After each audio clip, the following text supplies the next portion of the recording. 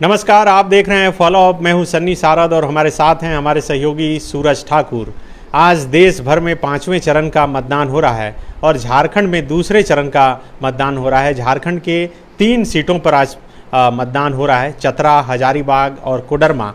सुबह से ही लंबी लंबी कतारें मतदान केंद्र के बाहर दिख रही है। वोटर जो है कतार लगाकर अपने जनप्रतिनिधि को चुनने के लिए तैयार हैं। कई वोटर जो है घर से अभी निकले नहीं हैं, इंतज़ार कर रहे हैं कि जब दोपहर का धूप ढलेगा और उसके बाद वो मतदान केंद्र तक पहुंचेंगे। 3 बजे तक का आंकड़ा आ चुका है। अभी जब हम लाइव आपके साथ आए हुए हैं तो 4 बज रहा है, दोपहर के 4 बज रहे हैं और 4 बजे से पहले यानी कि 3 बजे हर 2 घंटे पर ये एक आंकड़ा इलेक्शन कमीशन ऑफ इंडिया की तरफ से जारी किया जाता है। उस आंकड़े के अनुसार क्या कुछ तीनों लोकसभा सीट का समीकरण कह रहा है। 2019 में जो वोटिंग का परसेंटेज था वो क्या था, उसकी तुलना में क्या वोटिंग परसेंट बढ़ा है या घटा है, कहाँ बढ़ा है कहाँ घटा है और बढ़ने और घटने का मतलब क्या है, इसी मसले पर बात करेंगे। सबसे पहले सूरज से जान लेते हैं। सूरज, 3 बजे तक का आंकड़ा आ चुका है। ज़्यादातर दर्शक तो चूँकि डिजिटल मीडिया का ज़माना है पहुँच गया होगा, लेकिन आप बताइए कि 3 बजे तक कहाँ कितने वोट अब तक हो चुके हैं। देखिए, चतरा में 3 बजे तक 54.74% हुआ था वोटिंग। कोडरमा में 54.19% मतदान हुआ है और हजारीबाग में 52.82% मतदान हुआ है। अच्छा। और अगर पिछले बार सबसे अधिक कहाँ हुआ? सबसे ज़्यादा अभी तो चतरा में हुआ है जहां 54.74% मतदान हुआ है। अच्छा। और दूसरे नंबर पर हजारीबाग है जहां 52.8। दूसरे नंबर पर कोडरमा है। हाँ। जहां 54.19% हुआ है और हजारीबाग में अभी 52.82% हुआ है। मतलब हजारीबाग के वोटर कम निकल रहे हैं, क्या कारण मानते हैं? और 2019 में जो पूरा आंकड़ा था 5 बजे तक का, वो क्या था, कितना हुआ था हजारीबाग में? देखिए, पिछले बार हजारीबाग में 70.7% वोटिंग हुई थी। तो उस हिसाब से तो कम हुआ। हाँ, अभी मान लीजिए 3 बजे तक का आंकड़ा देखें तो तकरीबन वो 20% कम। एवरेज निकालें तो। हाँ, एवरेज निकालें तो तकरीबन 20-22% कम है। हाँ। पिछले बार के मुकाबले, चूंकि ये 2 घंटे पहले तक का आंकड़ा है, 2 घंटे बाद भी। देखिए, 2-3 कारण हैं। एक तो यशवंत सिन्हा जो मतलब पॉलिटिशियन हैं बड़े और राष्ट्रपति पद का चुनाव लड़ चुके हैं, बीजेपी के बड़े नेता भी रहे। उन्होंने तमाम आरोपों के अलावा जो उनको विपक्ष में है उसके नाते कहना चाहिए, एक बात उन्होंने कहा, और ये कई राजनीतिक विश्लेषक भी जो चुनाव को कवर करते रहे हैं वो भी, और कई पूर्व जो चुनाव आयुक्त रहे हैं वो भी कह रहे हैं कि इस बार चुनावों में 2019 और 14 के मुकाबले भी थोड़ा उत्साह जो है कम दिख रहा है। सभी जगह पर, पूरे भारत में ही ये है। तो ये उत्साह जो कम दिखता है तो किसके वोटर पर ज़्यादा असर पड़ता है? क्या बीजेपी के वोटर पर पड़ता है या कांग्रेस या किसी और? देखिए, 2 चीज़ें होती हैं कि आप 2019 या 2014 का, खास तौर पे 14 का आंकड़ा देखेंगे तो बम्पर वोटिंग हुई थी। तो जनरली होता है कि जब बहुत बड़ी संख्या में वोट हो रहा हो, इसका मतलब है कि लोग बदलाव के लिए वोट कर रहे हैं।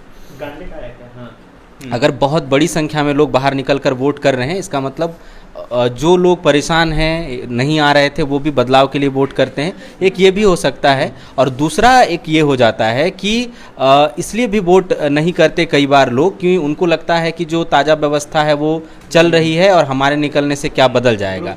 गर्मी भी एक कारण है कि जिस तरह के मौसम में, हालांकि आप देखिए कि पिछले दोनों जो 20 मतलब जो पिछला 13 मई वाला भी वोटिंग हुआ और 20 मई को आज जब वोटिंग हो रही है तो मौसम जो है अपेक्षाकृत कम से कम झारखंड में ठीक है। मतलब 3 लोकसभा सीट के साथ साथ आज झारखंड में एक विधानसभा सीट पर भी उपचुनाव हो रहा है और वो काफ़ी हॉट सीट कहा जा सकता है, वीआईपी सीट कहा जा सकता है, क्योंकि पूर्व मुख्यमंत्री हेमंत सोरेन की पत्नी कल्पना सोरेन वहाँ से चुनावी मैदान में हैं। उनके सामने बीजेपी के उम्मीदवार दिलीप वर्मा चुनावी मैदान में हैं। तो गांडे में 3 बजे तक कितना वोटिंग हो चुका है? देखिए, यहाँ पर 53.82% गांडे विधानसभा उपचुनाव में अभी तक वोटिंग हुई है। 3 बजे तक का आंकड़ा है। और यहाँ पर 53.82% वोटिंग अब तक हुई है। ठीक ठाक वोटिंग हुआ है। वोटिंग ठीक ठाक हुई है। तो एक मतलब आप देखिए कि लोग निकल रहे हैं और 50% मतदान है। तो 2 बजे 2 घंटे और जब 5 बजे तक आखिरी मतदान है। दूसरी बात है कि 5 बजे तक के मतदान का ये मतलब होता है कि 5 बजे तक जितने लोग लाइन में लगे हैं तो उनको वोट दिलाना ही है। जो मतदान कर्मी हैं, अगर वो लाइन में लगे लोग इतने हैं कि ये वोटिंग 6 बजे तक जाएगी या 6:30 या 7, जब तक उस बूथ पर मौजूद आखिरी आदमी वोट नहीं डाल देता है अपना, तब तक वो बूथ वहाँ पर मतदान बंद नहीं होगा। अच्छा। तो 5 बजे तक का आंकड़ा का मतलब होता है कि उस दौरान मतलब 5 बजे तक जितने लोग बूथ में मौजूद थे वोट देने के लिए कतार में लगे हुए थे, भले उनको वोट देने में अगले 1 घंटे लगे हों। तो बिल्कुल देखिए, 3 लोकसभा सीट के साथ साथ एक गांडे में भी उपचुनाव हो रहा है, और गांडे में जैसा कि सूरज बता रहे हैं और इलेक्शन कमीशन ऑफ इंडिया का जो आंकड़ा है 53% से अधिक मतदान हो चुके हैं। हमारे कई सहयोगी इस इलेक्शन को कवरेज कर रहे हैं, मैदान में हैं। हम कोशिश करेंगे कि उनसे बातचीत हो सके और वो ग्राउंड पर क्या रिपोर्ट जो है देख रहे हैं। अल्ताफ सिद्दीकी जो चतरा और हजारीबाग दोनों जगह सुबह से कवरेज कर रहे हैं और कई रिपोर्ट भी वहाँ से भेज रहे हैं। सूरज, आप भी लगातार रिपोर्ट लिख रहे थे, क्या कुछ देख पा रहे हैं? क्या उस हिसाब से उत्साह सुबह से दिख रहा है वोटरों में, नहीं दिख पा रहा है? देखिए, सुबह उत्साह जरूर दिखता है। जब वोटिंग का मैं इसके पहले जब 13 को मैं खूंटी पर था, तो जब मतदान केंद्र मतलब खुला ही, वोटिंग शुरू हुई नहीं थी, प्रक्रिया अंदर चल रही थी सेटअप का, और लोग मतदान केंद्रों में पहुंचने लगे थे, तो 10 बजे 11 बजे तक वो भीड़ दिखती है। जो भी लोग नौकरी पेशा लोग हैं, जिन्हें भी और किसी काम में जाना है या खेत में जाना है, वो लोग सोचते हैं कि हम आकर वोटिंग कर दें। धीरे धीरे आपको बूथ में, जैसे हम फिर जब माहिल गाँव गए जहाँ पर कालीचरण मुंडा मतदान कर रहे थे, या दूसरे और बूथ पर जब दोपहर के बाद आप जाते हैं तो धीरे धीरे वो संख्या जो है कम होने लगती है। तो अल्ताफ सिद्दीकी हमारे साथ फोन लाइन पर जुड़ गए हैं। अल्ताफ, आप चतरा भी कवर किए, वोटिंग मतदान करते हुए लोगों से आपने बातचीत की, हजारीबाग में भी कई पोलिंग सेंटर पर आप गए, वहाँ लोगों से बातचीत किए। क्या दोनों जगह आप देख पाए और क्या समझ पाए? क्योंकि वोटिंग परसेंट जो दिखा रहा है उसके अनुसार लग रहा है कि बहुत ज़्यादा उत्साह नहीं दिख रहा है वोटरों में। जी बिल्कुल। चतरा की अगर मैं बात करूं तो चतरा में वोटिंग जिस तरीके से सुबह 7 बजे से शुरू हो गया और 7 बजे जो वोटिंग जो है वो सब जगह शुरू हो गया था। आप देखिएगा कि चतरा की अगर बात की जाए तो वोटरों से जो मैंने जानने की कोशिश की, जो उनका नब्ज टटोलने का कोशिश किया, हाँ, तो जो चतरा के शहरी वोटर है उनका कहना है कि वो जो है राष्ट्रीय पार्टी को चुन रहे हैं, जैसे इशारों में उन्होंने कहा। तो दोनों, खास करके वहाँ जो प्रमुख दल हैं माना जा रहा है कि जिसमें टक्कर है, बीजेपी के उम्मीदवार हैं कालीचरण और कांग्रेस के उम्मीदवार हैं KN त्रिपाठी, तो दोनों तो राष्ट्रीय पार्टी है। बिल्कुल बिल्कुल, राष्ट्रीय पार्टी ये भी है और राष्ट्रीय पार्टी वो भी है। हाँ, लेकिन राष्ट्रीय पार्टी में मोदी जी एक बड़ा चेहरा के रूप में अभी है। हाँ, तो इस एंगल से जो है आप शहरी क्षेत्र में जो पोलिंग बूथ है, हजारीबाग में क्या कुछ देख पाए, क्या समझ पाए आप? जी बिल्कुल, हजारीबाग में भी इसी तरह की दृश्य है। हजारीबाग में अगर आप देखें, मैं शहरी क्षेत्र में कवर कर रहा था। हाँ। जो हजारीबाग नगर क्षेत्र में जो बूथ थे वहाँ मैं था, जहाँ पर मनीष जायसवाल खुद वोटिंग करने के लिए आए थे। हाँ। हेलो। हाँ, बात सुन पा रहे हैं क्या? हाँ, जी बोलिए। जी, तो मैंने जो बातचीत करने की कोशिश की तो वहाँ पर भी मिली जुली जो है प्रतिक्रिया मिल रही थी।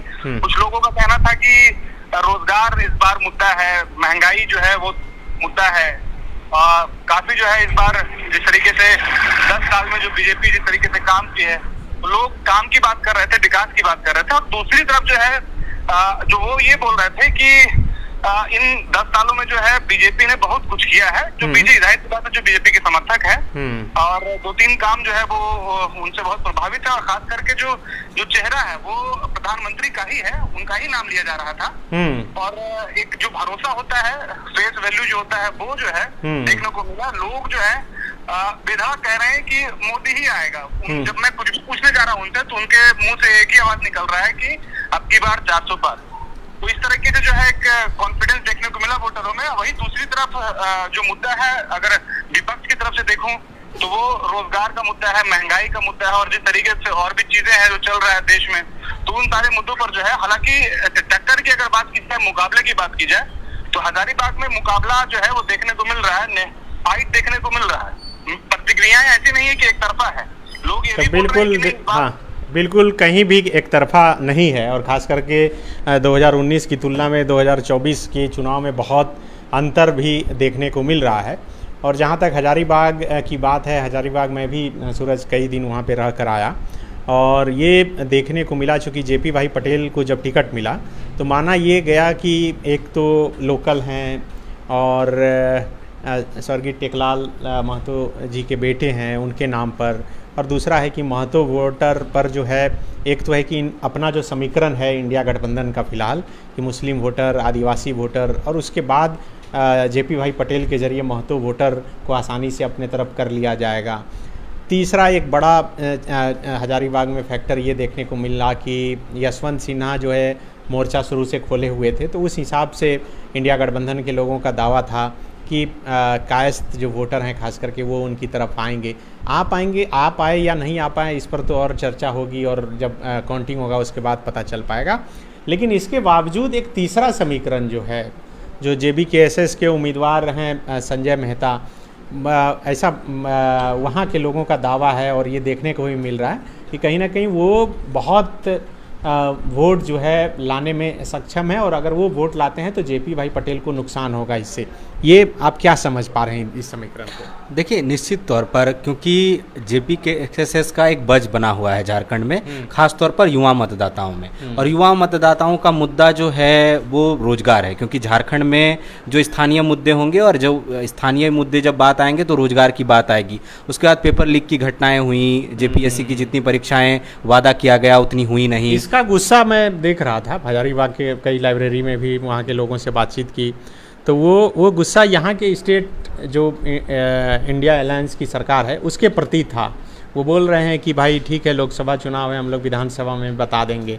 तो परीक्षाएं जो नहीं हुई, जो हेमंत सोरेन की नेतृत्व वाली सरकार बनी, उस हिसाब से वैकेंसियाँ नहीं निकल पाई, उसका गुस्सा भी कहीं ना कहीं इस चुनाव में देखने को मिला, और इसका फ़ायदा JBKSS और बीजेपी दोनों को लग रहा है कि इसका फ़ायदा हो। देखिए, निश्चित रूप से खास तौर पर आप संजय मेहता का जिक्र कर रहे हैं, युवा हैं, बोलते अच्छा है, मुद्दों पर बोलते हैं, तो सुन रहे हैं लोग उनको। दूसरी बात है कि जब लंबे समय तक कोई इंसान रहता है, आप देखिए जेपी भाई पटेल जो हैं वो चुनाव से ठीक पहले वो बीजेपी को छोड़कर आ गए कांग्रेस में। बिल्कुल, ये आप सही बोल रहे हैं, क्योंकि उन्हीं का इलाका जो वो मांडू विधानसभा क्षेत्र से जीत कर आते हैं, और उनके इलाके में लोग ये बोल रहे थे कि नहीं, ये तो कभी इधर जाते हैं कभी उधर, पहले JMM में थे, फिर बीजेपी में आए, अब कांग्रेस में आ गए, तो ये फिर कहाँ रहेंगे, नहीं रहेंगे। इस बात को लेकर नाराज़गी देखने को मिली। ये मुझे भी मौका मिला कि ये सवाल जो है JP भाई पटेल से पूछ सकूं, तो JP भाई पटेल इसका जवाब भी दिए। उन्होंने कहा कि चुनावी राजनीति में ये तो होता रहता है। आप बीजेपी के भी जो उम्मीदवार हैं मनीष जायसवाल, वो भी पहले JVM में थे, JVM से बीजेपी में आए, उनके पिताजी किसी और पार्टी में थे, तो इस हिसाब से वो इसका जवाब दे रहे हैं। लेकिन जनता आप देखिए कि इस हिसाब से अभी रिएक्ट कर रही है, चूँकि ये तुरंत हुआ। आप देखिए कि JBKSS के भी जो उम्मीदवार हैं संजय मेहता, वो कह रहे हैं कि वो भी तो पहले आम आदमी पार्टी से चुनाव लड़े, फिर इधर आए, तो सब तो इधर उधर हो ही रहा है। देखिए, निश्चित रूप से अब जो जनता है वो अब उस तरह से नहीं है जहां वो राजनीति को समझती नहीं है, या पॉलिटिकल अवेयरनेस उसमें नहीं है, उसमें अच्छी तरीके से है। और फिर कोई भी नेता हो, चाहे वो किसी भी दल के हों, चाहे वो भारतीय जनता पार्टी के हों, JBKSS के हों, झारखंड मुक्ति मोर्चा के हों, या आम आदमी पार्टी के हों, सबको ये लगता है कि जो अपनी विचारधारा का नहीं हो पा रहा है, लोग ये समझ पा रहे हैं कि आप चुनावों से ठीक पहले अगर आप ये कहते हुए चले जाते हैं कि मेरी अंतरात्मा जाग गई, वहाँ पर ठीक नहीं था, वहाँ पर मेरे विचारों का सम्मान नहीं था, तो पब्लिक आराम से ये बात समझ जाती है कि एकमात्र उद्देश्य जो हो सकता था आपका, वो आपका निजी हित था, कि आपको बनना था। तो फिर वो जो बात, जो शिकायत होती है पब्लिक को कि जनप्रतिनिधि हमारे बीच नहीं होता। आप देखिए कि भारतीय राजनीति में अभी भी आम जनता का कॉन्सेप्ट कई बार ये होता है कि आपने क्या नीतिगत फैसले लिए हैं या क्या किया है, वो दिखेगा तब जब पब्लिक जो है अपने बीच नेताओं को पाती है कि जब भी हमें ज़रूरत थी आपने हमारा दौरा किया नहीं, हमसे बात की नहीं, 5 साल के एक गैप के बाद आप लंबे आते हैं, तो फिर उनको लगता है कि अगर आप अपने विचारधारा के साथ नहीं हुए, आप मतलब परसों के भाषण में आप किसी की तारीफ कर रहे थे, 2 दिन बाद आप आलोचना करने लगते हैं, मतलब उसमें पुराने ट्वीट खंगाले जाते हैं जब नेताओं के, तो बहुत जनता भी हैरान होती है, हंसती है कि ये कैसे हो जाता है कि रातों रात वो जो एक विजेंद्र सिंह का बयान था, जो मुक्केबाज हैं, कि मैं रात को सोया था और सुबह उठा तो मुझे लगा कि नहीं, कांग्रेस ठीक नहीं है, मुझे बीजेपी में आना चाहिए। तो ये पब्लिक हास्यास्पद लगता है, और पब्लिक अब वैसे नहीं है कि वो व्यक्ति पूजा जो कहा जाता है कि भारतीय राजनीति में था कि नहीं, ये इस आदमी को हम कहते हैं, चाहे ये किसी भी टीम में हो, किसी भी दल में हो। लेकिन अब लोग देख रहे हैं कि आप अपने विचारधारा के प्रति, आप जो कह रहे थे उसके प्रति अगर वो 2 मिनट में बदल जाता है तो फिर विश्वसनीयता का संकट पैदा होता है। बिल्कुल विश्वसनीयता का संकट पैदा हो जाता है। और अभी देखिए हमारी सहयोगी रानी एक आंकड़ा भेजी है कि 2019 के चुनाव में गांडे में करीब 70% मतदान हुआ था, और अभी तक वहां पर करीब 54% मतदान हो चुका है। इसका मतलब है कि एक उत्साह वहाँ वोटरों में देखने को मिल रहा है, और ये उत्साह क्या कल्पना सोरेन को लेकर है या उनके खिलाफ है, ये तो क्लियर नहीं है। लेकिन आप क्या अनुभव के आधार पर क्या लग रहा है आपको? देखिए, मुझे ये लगता है कि कल्पना मुर्मू सोरेन गांडे में एक बड़ा फैक्टर हैं लोगों में उत्साह को लेकर, क्योंकि उनके जो दौरे हुए वो जिस तरह से वोटिंग परसेंट बढ़ेगा तो उसका फायदा उनको हो सकता है, लग रहा है, क्योंकि जनसंपर्क अभियान जिस तरह से उन्होंने चलाया वो गई।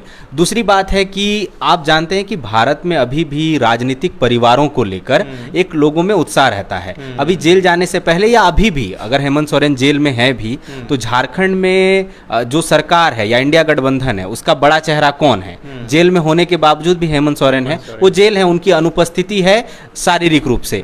तो कल्पना सोरेन आगे आई, और जब भी कोई राजनीतिक परिवार का व्यक्ति, खासतौर पर जो जिसका चार्म हो, उससे जुड़ा कोई आदमी आता है, तो उत्साह पब्लिक में होता है ये देखने के लिए भी कि मतलब वो क्या कह रहा है, वो कैसा दिखता है। क्योंकि एक आम पब्लिक में यही भी होता है कि जो अब तक राजमहल में रहा है वो धरातल पर उतरकर कैसे बिहेव करता है, तो जो आम आदमी की तरह बिहेव करते जब देखता है तो वो भी उत्साह होता है कि लोग उनको देखने, सुनने, समझने वो भीड़ जुटती है, तो वो भी उत्साह एक दिखता है। दूसरी बात है कि वहाँ पर जो सरफराज अहमद ने कैसा काम किया, हालांकि जो चुनावी कवरेज हुई है कैंपेन, वहाँ पर सरफराज अहमद को लेकर थोड़ी नाराजगी दिखी है पब्लिक में, लेकिन क्या वो नाराजगी शिफ्ट इनकी तरफ भी होता है? ऐसा वोटर को ये कन्विंस करने की कोशिश की गई, या फिर वोटर खुद कन्विंस हुए, जैसा कि जो गिरिडीह सदर के विधायक हैं सुदीप सोनू, वो बोलते रहे कि मुख्यमंत्री के समकक्ष प्रत्याशी हैं।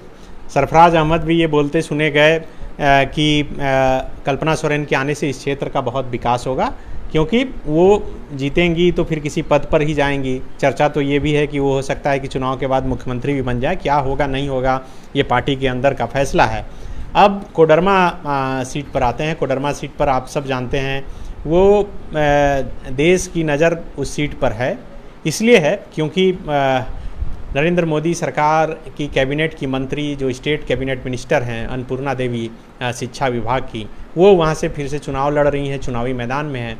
उनके सामने माले और इंडिया गठबंधन के प्रत्याशी हैं विनोद सिंह, और विनोद सिंह के मैदान में आने के बाद कई समीकरण वहाँ पर बदले।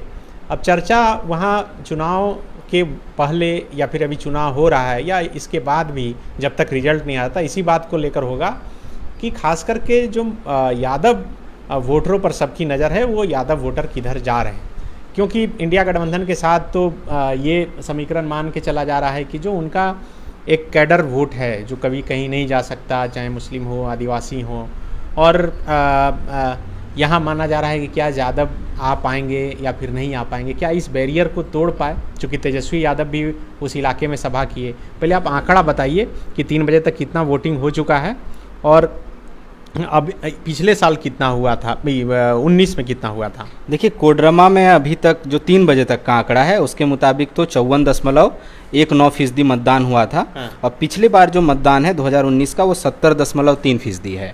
तो 3 बजे के आंकड़ों के हिसाब से अभी 20% कम है, लेकिन वो आंकड़ा जो आएगा वो 5 बजे के बाद का कंप्लीट आंकड़ा आएगा। क्योंकि कोडरमा में अक्सर देखा गया, चाहे प्रधानमंत्री नरेंद्र मोदी जब आए, रोड शो किए, सभा किए, तो काफ़ी भीड़ जुटी।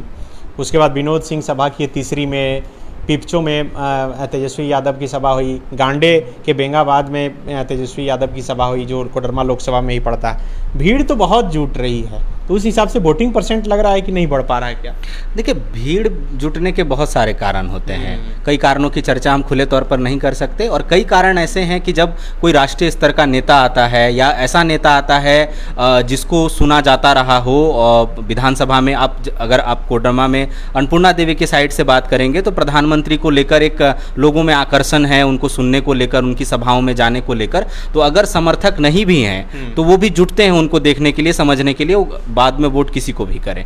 जहां तक बात विनोद सिंह की है, विनोद सिंह जिस तरह से सदन में बोलते रहे हैं, और झारखंड की राजनीति में, कम से कम मौजूदा राजनीति में जो छवि है विनोद सिंह की, दूसरी बात है कि विनोद सिंह जब सभाओं में जाते हैं तो वो इंटेलेक्चुअल बात करते भी हैं, तो स्थानीय भाषा में बात करते हैं, वो खोरठा में बात करते हैं, वो समटाइम बांग्ला बोलते हैं, तो लोग जो है कनेक्ट करते हैं और भीड़ उनको जुड़ती है, सुनती है, क्योंकि वो कनेक्ट कर पाते हैं।